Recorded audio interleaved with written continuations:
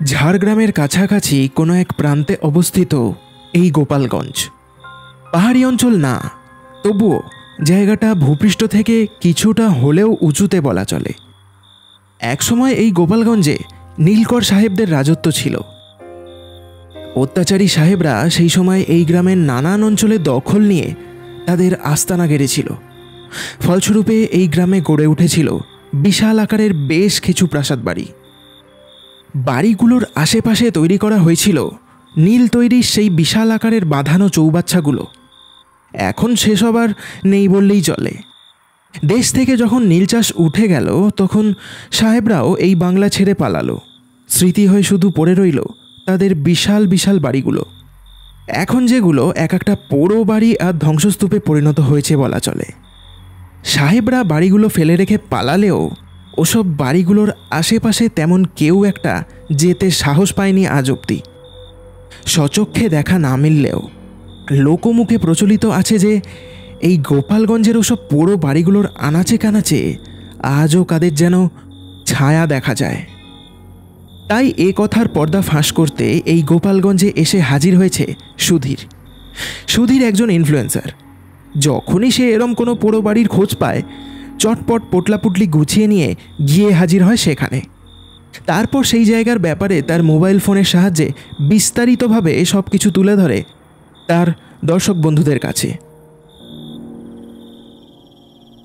4 November. ঘড়ির কাঁটায় তখন বিকেল 4টে। সারাটা দিন আবহাওয়া স্বাভাবিক থাকলেও বিকেল গড়ালেই এই গোপালগঞ্জে শীতের আভাস বেশ ভালোই অনুভব করা যায়। সূর্য অস্ত যায় 5টার মধ্যে। তারপর 6টা বাজলেই চারিদিকটা ছেয়ে যায় কালো অন্ধকারে। তখনও আকাশে সূর্যের আভাস মিশে আছে। খুব জোর আর হয়তো 20-25 মিনিট মতো সূর্যের দেখা মিলবে। সুধীর তখন সদ্যমাত্র গোপালগঞ্জে এসে হাজির হয়েছে। আর বেশি সময় নষ্ট নয়, চলো সুধীর, কাজে লেগে পড়ো এবার। এখন উদ্দেশ্য একটাই, ওই নীল সাহেবের ভুতুরে পোড়ো বাড়িটা। সবাই বলে আজও নাকি ওসব বাড়িগুলোর মধ্যে সাহেবদের ভূত বাস করে। হ্যাঁ, আমি ওসব বিশ্বাস করি না। ভূত কেবলমাত্র মানুষের মনের একটা ভুল ধারণা, আর সেটা আজ আমি আমার এই মোবাইল ফোনের সাহায্যে সবার সামনে প্রমাণ করেই ছাড়ব। সুধীর নিজের কাজকে নিজের থেকেও বেশি গুরুত্ব দেয়। জোয়ান বয়স, তাই দৌড়ঝাঁপ আর নতুন জায়গার সন্ধান করতে সে খুবই ভালোবাসে। এখন তার উদ্দেশ্য একটাই, ওই নীল সাহেবদের সেই পোড়ো বাড়িটা। সে ঠিক করেছে আজ একাই সে সারা রাতটা ওই বাড়িতেই কাটাবে। তারপর কাল সকালে ট্রেন ধরে আবার কলকাতায় ফিরবে। আজ যা যা তার সাথে ঘটবে সবটাই সে তার মোবাইলের ক্যামেরা বন্দি করবে বলে মনস্থির করেছে। হাঁটতে হাঁটতে এমনই একটা বিশাল নীল সাহেবের বাড়ির সামনে এসে দাঁড়ালো সুধীর। আলো আধারিতে বাড়িটা বেশ ভয়ঙ্কর দেখাচ্ছে বটে, যেন বিশাল আকারের এক দানব দাঁড়িয়ে আছে সব কিছু গিলে খাবে বলে। আশপাশে তেমন কিছুই নেই। দূরের ওই দিগন্তে শুধু কটা তালগাছ ছাড়া আর তেমন কিছুই দেখা যায় না। শীতের আগমনের সময়, তাই সন্ধে নামার সাথে সাথে চারিদিকে হালকা ধোঁয়াশা ছেয়ে যায়। এই তো, দেখে তো মনে হচ্ছে এটাই সেই বাড়িটা যেটার সন্ধানে এই এত দূর আসা। এবার আসল কাজটা বাড়ির ভিতরে গিয়েই শুরু করতে হবে। দেখে তো মনে হচ্ছে বাড়িটার মধ্যে কেউই থাকে না। যাই, ভিতরে গিয়ে দেখি একবার। সে এখানে এসে স্থানীয়দের কাছ থেকে এই বাড়িটার ব্যাপারে জানতে পারে। ঠিকানা নিয়ে এসে হাজির হয় সোজা এই বাড়িটার সামনে। আর বেশি কিছু না ভেবে সুধীর হেঁটে বাড়িটার ভিতরে ঢুকতেই যাচ্ছিল, হঠাৎ কে যেন তার পিছু ডেকে বসল। সুধীর বেশ একটু বিরক্ত হলো। তারপর পিছনে ফিরে দাঁড়ালো। কে কে আপনি? আরে দেখছেন না মশাই, আমি বাড়িটার ভিতরে যাচ্ছিলাম, এখনই আপনাকে পিছু ডাকতে হলো। লোকটা তাকে অত্যন্ত ভারী আওয়াজে জবাব দিয়ে বলল, বাবু, ও বাড়িতে যাবেন না। দেখছেন না আধার নামছে।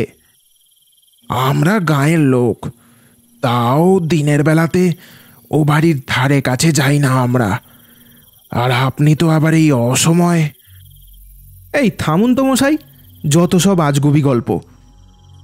আমি আজ সারা রাত এই বাড়িটা কাটিয়ে কাল সকালে অক্ষত অবস্থায় এই বাড়ি থেকে বেরোবো, আর এটাও প্রমাণ করে দেব যে ভূত বলে কোনো কিছুই নেই এই বাড়িতে।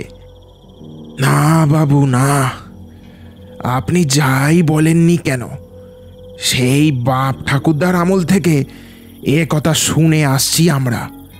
আর আপনি বাইরে থেকে এসে এটা মাত্র একদিনে ভুল প্রমাণ করে দিবেন, এটা আমার বিশ্বাস হচ্ছে নি। দেখেন বাবু, আমি জেনে বুঝে আপনাকে তো আর বিপদের মুখে ঠেলে দিতে পারি না, তাই বলছি ও বাড়ির চৌকাঠ ভুলেও মারাবেননি। আপনি আপনি চাইলে আমি আপনাকে এরম আরও বাড়ি দেখিয়ে দিতে পারি, সেখানে সাপ খোপ ছাড়া আর অন্য কিছুর বিপদ নেই। কিন্তু আপনি ভুলেও এই পোড়ো বাড়িটার ভিতরে যাবেননি বাবু। লোকটার কথা শুনে সুধীর একটু চিন্তা করে দেখল, কিন্তু অনেক চেষ্টা করেও সে যেন নিজের মনকে কিছুতেই বোঝাতে পারল না। বাড়িটা যেন কোনো এক অদ্ভুত মায়ায় তাকে আকৃষ্ট করছে। আজ রাতটা সে যেভাবেই হোক এই বাড়ির মধ্যেই কাটাবে। না মশাই, আমি মনস্থির করে ফেলেছি, আজ রাতটা আমি এই বাড়িতেই কাটাবো। আপনি দয়া করে আমাকে আর বাধা দেবার চেষ্টা করবেন না, এবার আমি চলি। এই বলে সুধীর গডমড করে হেঁটে বাড়িটার মধ্যে ঢুকে পড়ল। বিশাল বড় গেট পেরিয়ে সুধীর বাড়িটার দোরগাড়ার সামনে এসে দাঁড়ালো। প্রাচীন সাহেবিয়ানায় তৈরি এই বিশাল আকারের বাড়ি, তবে বাড়িটার অবস্থা খুবই শোচনীয়। কেউ থাকে বলে তো মনে হয় না। চুনবালির তৈরি পলেস্তারা খসে খসে পড়ছে, চামচিকে আর বাদুর খাস করেছে বাড়িটার নানান অংশে। জায়গায় জায়গায় আগাছা আর ঝোপঝাড়ে ভরেছে। তবে বাড়ির দেওয়ালে বানানো কারুকার্য দেখে সুধীর যেন সম্মোহিত হলো। নিজের ভাবনার জগতে হারিয়ে গেল সে। বাহ, চমৎকার! এটাই এটাই তো চাইছিলাম এতদিন ধরে। সুধীর বাড়িটার কারুকার্য দেখছিল দাঁড়িয়ে দাঁড়িয়ে। হঠাৎ কে যেন একটা পিছন থেকে এসে হাঁক দিল তাকে। সুধীরের ঘোরটা কেটে গেল। কে কে ওখানে? সুধীর চমকে পিছনে ফিরে দেখল একটা বয়স্ক লোক বাজখাই আওয়াজে ইনিই তাকে হাঁক দিয়েছিলেন। মাথায় ভর্তি চুল, তবে সবকটাই পেকে গেছে। গায়ে একটা মোটা শাল জড়ানো, হাতে একটা মান্ধাত্য আমলের লণ্ঠন, নিম্নমাত্র আলো তাতে। লোকটা কেমন যেন চুপিসারে এসে দাঁড়িয়েছে ঠিক তার কিছু হাত পিছনে। নমস্কার, আমার নাম সুধীর। আমি আসলে... সুধীর নিজের পরিচয় দিল ওই বয়স্ক ভদ্রলোকটিকে। সব শুনে তিনি বললেন, ও বেশ বেশ, বড় ভালো লাগলো শুনে। তা আপনি কি এই বাড়ির মালিক? হ্যাঁ বাবা, একদম ঠিকই বলেছ। এই বাড়িতে আমার বাপ ঠাকুরদাকে নিয়ে প্রায় 7-8 প্রজন্ম কেটেছে বলা চলে। আমিও ওই সাহেব বংশেরই ছেলে। সুধীর একটু অবাক হলো। ইনি যদি এই বাড়ির আসল মালিক হয়ে থাকে, তাহলে বাইরের ওই লোকটা ও কথা কেন বলল? কিন্তু একটা প্রশ্ন, মানে বাইরের লোককে বলা কওয়া করতে শুনলাম এ বাড়িতে নাকি কেউ থাকে না, আর আর এই বাড়িটা নাকি ভুতুড়ে। তবে আপনি... ওদের কথা আর বলো না বাবা, ওরা এই আমাদের মতো লোকের ভালো সহ্য করতে পারে না। সেই কবে থেকে উঠে পড়ে লেগেছে এই বাড়ি থেকে আমাকে তাড়াবে বলে, তবে আমি এক পাও এ বাড়ি ছেড়ে নড়িনি। লোকটার একটু প্যাঁচ কষে কথা বলার স্বভাব আছে, তবে এ কথা একেবারে সত্যি। ইনি সাহেবের বংশের, তাই তো গ্রামের লোকেরা এনাকে ঠিক সহ্য করতে পারে না। আর হবে নাই বা কেন? ওরা যা অত্যাচার করেছে এক সময়, আজও তাই তো লোকের মনের মধ্যে একটা চাপা রাগ কাজ করে। সুধীর লোকটাকে অনুসরণ করে বড় দালান টপকে একটা ঘরের মধ্যে গিয়ে প্রবেশ করল। ভিতরে ঢুকতেই সে বুঝল বাড়িটার বাইরের থেকেও ভিতরের অবস্থাটা আরও বেশি খারাপ। চারিদিক ঘুটঘুটে অন্ধকার, মাঝে মধ্যে চামচিকেরা ডানা ঝটপট করছে, এদিক ওদিক মাকড়সার জালে ভরেছে। এই অবস্থায় যে কোনো মানুষ বাস করতে পারে এটা সে আজ প্রথমবার জানতে পারল। এ কি অবস্থা মশাই, আপনি এখানে একা কি করে থাকেন বলুন দেখি? একা মানুষ, রোজগার পাতি নেই, আর তা অবশ্য লাগেও না। এই তোমার মতো এক দুজনকে পেলে মাসখানেক আর খাবার কথা চিন্তা করতে হয় না। মানে লোকজন এখানে আসলে আপনাকে কি ওই ঘর ভর্তি করে রেশন দিয়ে যায় নাকি? তা বলতে পারো।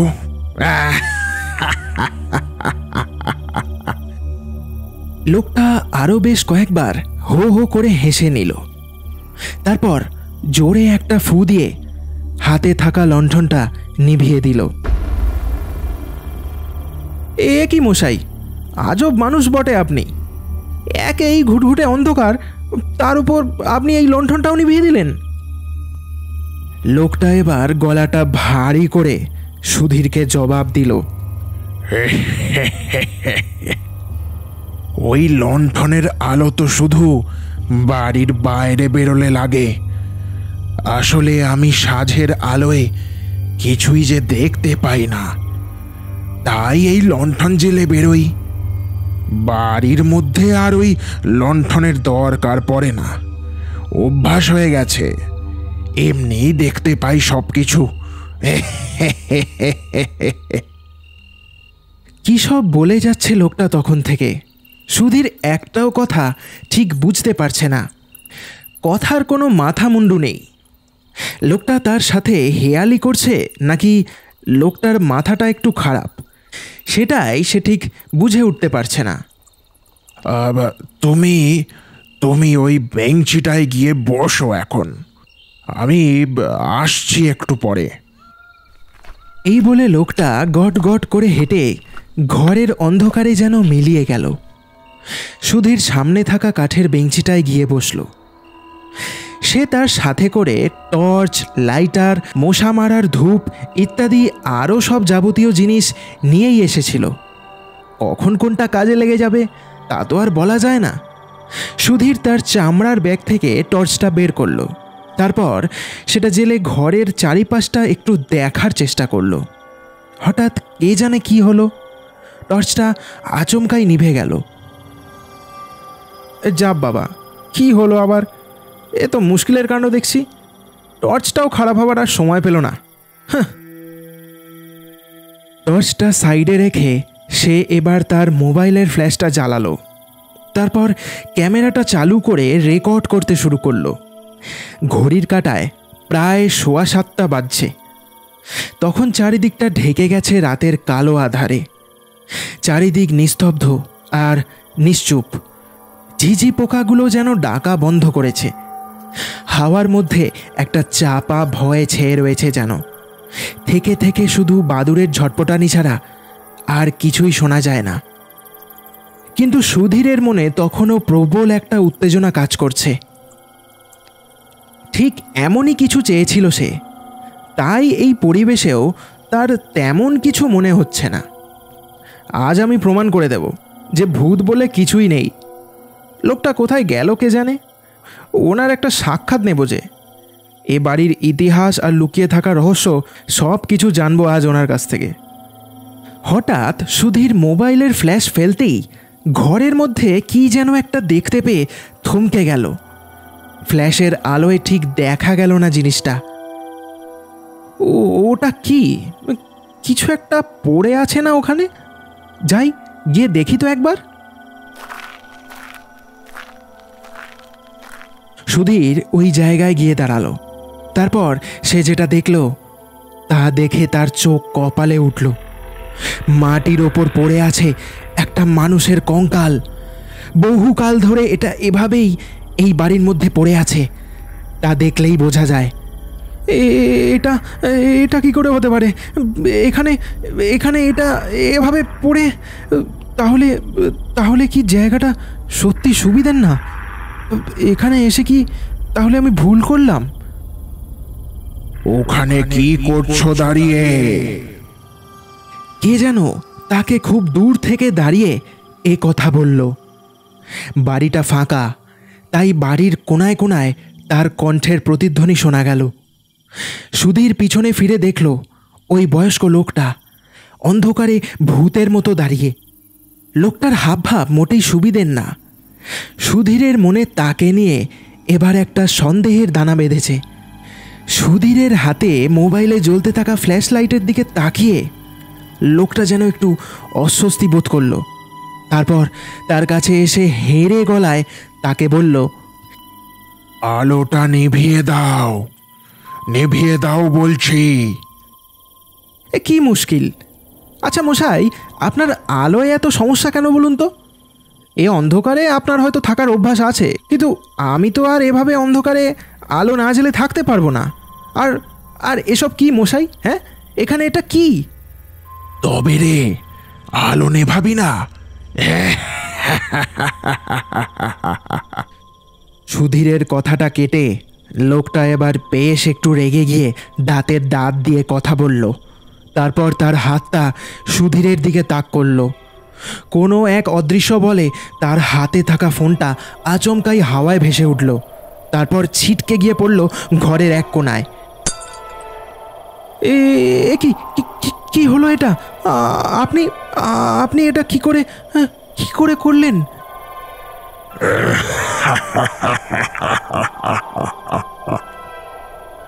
এবার যেটা ঘটে গেল সেটা দেখে সুধীরের যেন মাথাটা ঘুরতে শুরু করলো।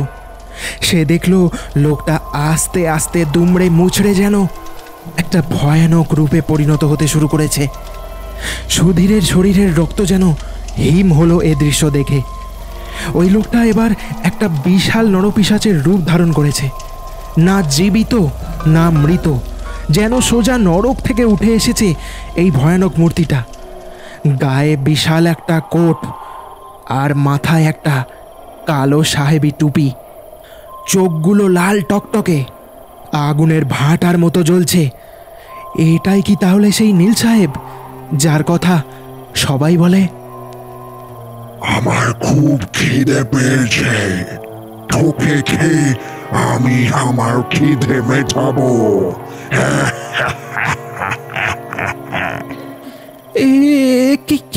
কি হচ্ছে এসব? কে কে তুমি? আমাকে আমাকে ছেড়ে দাও। আমি তো কিছু করিনি। আমাকে আমাকে দয়া করে যেতে দাও। আমি আর এখানে কোনোদিনও আসবো না। যে আমার এই বাড়িতে ঢোকার দুঃসাহস করবে সেই আমার হাতে মরবে।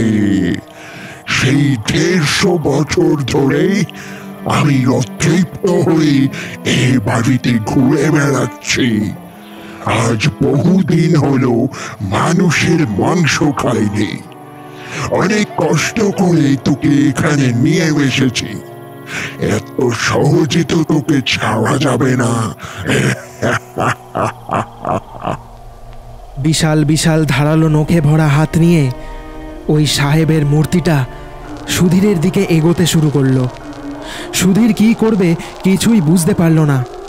সে এই সাহেবের হাত থেকে আজ কি করে বাঁচবে? কোনো রাস্তাই যে নেই তার হাতে। হঠাৎ চমৎকারভাবে সে তার বুক পকেট হাতড়ে একটা জিনিস খুঁজে পেল। জিনিসটা আর কিছু না, একটা সামান্য লাইটার। লাইটারটা তার সামনে জেলে ধরা মাত্রই ওই সাহেব যেন একটু ভয় পেল। আগুনটা নেভা বলছি। এই সাহেবকে একমাত্র এই লাইটারটাই কাবু করতে পারবে, এটা সুধীর খুব সহজেই বুঝতে পারল। আজ এই আগুনে তোকে পুড়িয়ে শেষ করব আমি। সুধীর মনে প্রবল সাহস নিয়ে দৌড়ে গেল বাড়ির দোরগাড়ার দিকে। ওই সাহেবও তখন তার পিছু করতে করতে এসে পড়েছে সেখানে, কিন্তু সুধীরের কাছে আসার সাহস তার নেই। সুধীর এবার তার হাতে থাকা লাইটারটা ছুঁড়ে মারল সাহেবের গায়ে। দাও দাও করে আগুন ধরল। আগুনের শিখা বাড়িটার আশেপাশেও ছড়াতে শুরু করলো ততক্ষণে। ইউ ফুল, কি করলি তুই?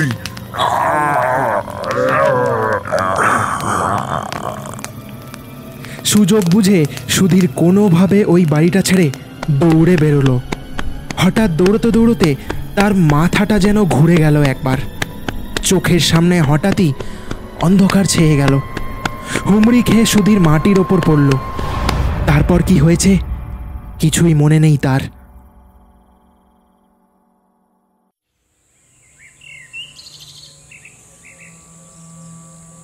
পরের দিন সকালে সে নিজেকে একটা ফাঁকা জায়গায় পড়ে থাকতে দেখে। চোখ খুলতেই সে দেখল বেশ কজন লোক তাকে ঘিরে দাঁড়িয়ে। সবাই তার দিকে ফ্যাল ফ্যাল করে চেয়ে আছে। সুধীর কোনো রকমে নিজেকে সামলে উঠে দাঁড়ালো। মাথাটা তখনও টলছে তার। আমাকে আমাকে কাল রাতে ওই সাহেবের আত্মা মারতে আসছিল। সে সব কিছু সকলের সামনে খুলে বলল। তারপর তার কথা শুনে একটা লোক তাকে বলল, বাবু, আপনাকে কি কেউ সাবধান করেনি নাকি? ওখানে কি করতে গিয়েছিলেন? আমি তো সেটাই ভেবে পাচ্ছি না। ওদিকে তো সকালবেলায় কোনো কেউ যায় না, তার উপরে আপনি আবার রাতের বেলায়। বাবা রে বাবা, রাম রাম রাম রাম রাম।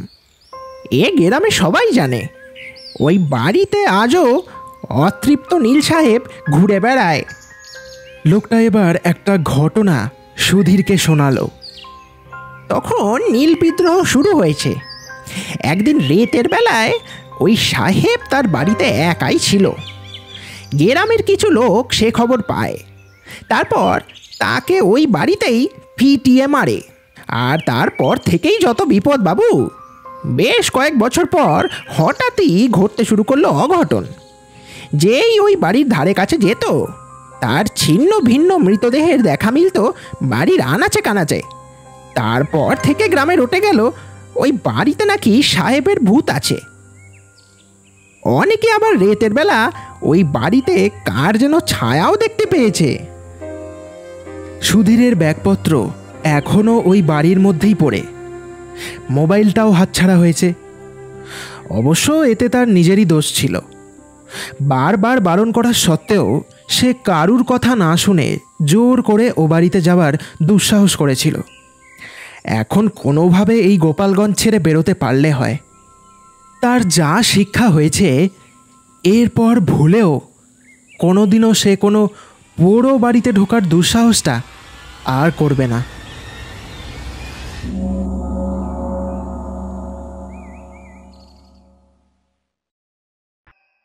শেষ হলো ভৌতিক মায়াজালের আজকের গল্পের পরিবেশনা। গল্পটা কেমন লাগলো সকলে কমেন্ট করে অবশ্যই জানিও। গল্পটা যদি ভালো লেগে থাকে তাহলে একটা লাইক করে দিও, আর চ্যানেলে নতুন হলে সাবস্ক্রাইব করে দিও, আর যত পারো বন্ধুদের সাথে শেয়ার করো গল্পটা। আবার দেখা হচ্ছে নতুন কোনো এক গল্পে। ততদিন সবাই সুস্থ থাকো আর এভাবেই আমাদের পাশে থাকো।